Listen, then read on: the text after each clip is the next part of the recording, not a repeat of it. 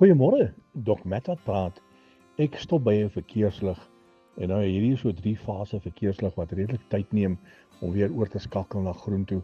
En hy vang my net. Voor my is een voertuig en daar kom 'n boemelaar dadelik na die voertuie toe gestap. En die ou voor my se venster sak en hy oorhandig sy toebroodjies vir hierdie man. En toe hy nou die toebroodjies gee, toe maak hierdie boemelaar onmiddellik 'n U-draai en hy gaan terug en hy gaan sit so aan die kant. Maar daar is iemand saam met hom, ook 'n boemelaar, 'n dame.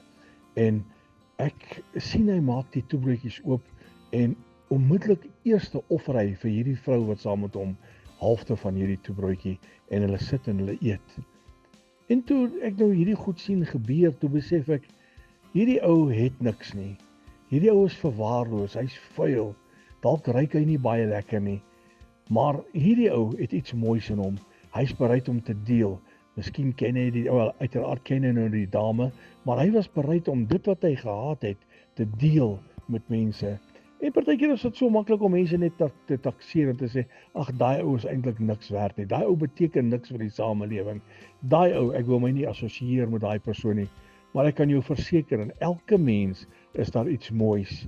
Elke mens, as jy net bietjie sit en jy spandeer tyd saam met iemand, gaan jy sien iets moois kom uit hulle uit. Dalk 'n mooi persoonlikheid, 'n mooi geaardheid, 'n sagtheid. Dalk het hulle 'n mooi manier om met mense te gesels. En dalk is dit net Jesus se liefde wat uit hulle uitstraal. Nou wil ek vir u sê, dis skepsels van die koning van koning. Kom ons hanteer almal met die nodige respek. Kom ons wees daar vir mekaar. My liewe vriend, daar is definitief iets moois in elke persoon. Herlewingsgroete.